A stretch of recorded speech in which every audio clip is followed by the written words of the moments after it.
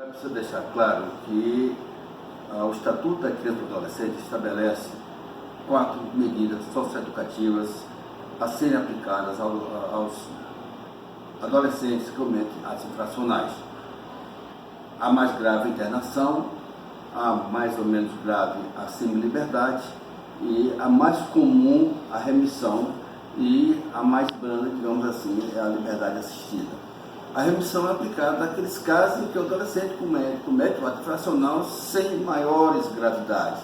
Ato infracional que pode ser aplicado onde possa receber a sanção e entender o caráter socioeducativo dessa medida que é aplicada. De uma forma bem simplista, é um perdão, né? É um perdão que é dado de acordo com o ato infracional que é praticado, as condições em que foi praticada, a participação desse adolescente. Geralmente a remissão é proposta quando é de natureza leve, né? O ato infracional. E também a personalidade do adolescente infrator. Então, geralmente é isso que a gente leva em consideração. Olha só, a remissão ela pode causar a exclusão do processo, assim como pode gerar também a suspensão ou a extinção do processo. Explico melhor o que disse agora. Ela causa a exclusão quando ela é proposta pelo Ministério Público e faz então com que essa proposta do Ministério Público faz com que se exclua a apuração do processo do ato infracional.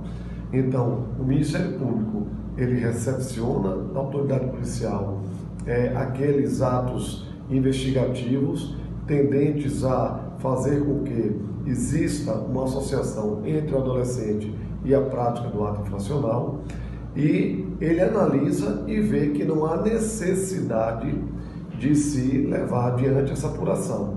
Então ele propõe a remissão, e essa remissão, homologada pelo juízo, ela faz com que se exclua todo o trâmite processual. Já aconteceu de um juiz não homologar uma remissão proposta pelo MP? Desde que eu estou atuando na infância comigo, eu não tenho conhecimento, né? Até porque a gente acaba tendo um entendimento muito parecido, né? No meu caso e no caso do Dr. Marcos Bacelar. A gente tem o mesmo entendimento, basicamente, com relação à aplicação da remissão. Mas, se acontecer, que pode vir a acontecer, é encaminhado para o procurador, para que o procurador decida se ele mesmo vai representar, ou se ele tem o mesmo entendimento do promotor pela aplicação da remissão, ou então ele nomeia algum promotor para que possa fazer a representação. Uma dessas 3 alternativas. Mas nunca aconteceu, que eu tenha conhecimento aqui em Petrolina, não aconteceu. Então, eu estou na promotoria desde o ano 2016, contudo, desse período até hoje, na prática, a gente não verificou nenhum caso em que houvesse essa não homologação por parte do juiz titular da vara da infância. O Ministério Público tem o poder de ser o dono da representação. Seria mais ou menos o que existe na área criminal, onde o promotor ele é o dono, dominus litis penalis, que é justamente o dono da ação penal. Aqui nós não tratamos de uma ação penal, mas sim de uma representação ou de uma ação socioeducativa. Então, o dono dessa ação socioeducativa, quem pode promovê-la, é o Ministério Público. Então, a nossa análise é tão somente para verificar se os requisitos para essa concessão do perdão dado pelo Ministério Público se estão presentes. Em caso positivo, não há por que negar a essa homologação. Em caso negativo, aí sim é que pode ter uma ponderação judicial pela não homologação. Fora esse caso de exclusão do processo, do ato de apuração do processo, por conta da remissão ministerial, nós não podemos esquecer que o artigo 126, no seu parágrafo único, concede ao juiz o poder de também fazer com que a remissão exista no curso do processo. Eu lembro que, nesse caso, a remissão ela parte do próprio juiz e não do Ministério Público. Aí, nesse caso, então, nós sugestionamos a remissão. Critérios utilizados para a aplicação de medidas que podem ser cumuladas com a remissão. base no mesmo que eu falei para quando a gente aplica a remissão. Então, a gente analisa, geralmente, mais ainda a personalidade, né? O ato, mas principalmente a personalidade. Por exemplo, o uso de drogas. Em regra, eu peço a remissão cumulada com o tratamento, né?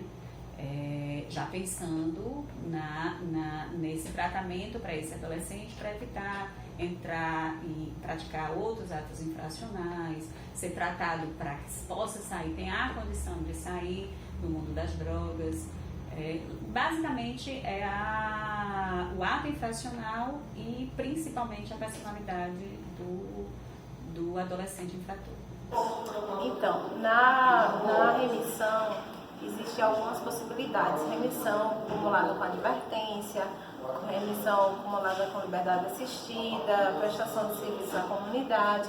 E o que é levado em conta, além da gravidade do ato infracional, que geralmente os casos de remissão são atos infracionais de natureza mais leve, é verificada também se o adolescente já praticou algum outro ato infracional, se, caso ele tenha praticado, se ele já cumpriu alguma outra medida. Então, é levado em conta de forma gradativa. Tipo, primeiro a advertência, depois a prestação de serviço à comunidade, se ele não cumpriu. Então, é levado em conta esses fatores. Tanto a gravidade do fato, quanto os antecedentes do adolescente. É comum, nos processos da Vara da Infância de Petrolina, ocorrer a recusa da proposta de remissão por parte dos adolescentes? Não tivemos ainda nenhum caso em específico com a recusa. Existe na lei essa faculdade, nós temos por obrigação que fazer, abrir vista à defesa para se manifestar, ouvir o próprio adolescente, porém não tivemos ainda nenhum caso nessa situação. O adolescente só recusa a remissão, a proposta de remissão, quando ele alega que não praticou o ato infracional, que ele é inocente. Evidentemente que não se pode obrigar o adolescente a aceitar a remissão, que é um ato voluntário do adolescente. A lei, o ECA, impõe que o adolescente, que seja apresentado ao adolescente e que esse adolescente esteja acompanhado do seu defensor, do seu advogado, e se não tem o advogado do defensor, para que o defensor, o advogado, diga ao adolescente se é vantajoso ou não ele aceitar a remissão. Ocorreu já o caso aqui na Vara da Infância que o adolescente se negou a aceitar a proposta recusou a aceitar a proposta de remissão, alegando que era inocente. Olha, evidentemente que ainda assim esse adolescente pode se instaurar o procedimento para que no curso da instrução do processo se averigue se efetivamente essa inocência alegada pelo adolescente ela se caracteriza. Evidentemente que a ninguém pode ser aplicado uma pena ou uma medida socioeducativa do adolescente se essa pessoa, esse indivíduo, é efetivamente inocente. Mais comum meninos ou meninas receberem a remissão? Olha, a remissão é uma medida que nós temos uma divisão muito grande na questão do sexo. Então, hoje, digamos que se existir um número um pouco maior, seria de meninos, mas nós temos hoje também em Petrolina um número muito elevado de meninas sofrendo a medida da remissão.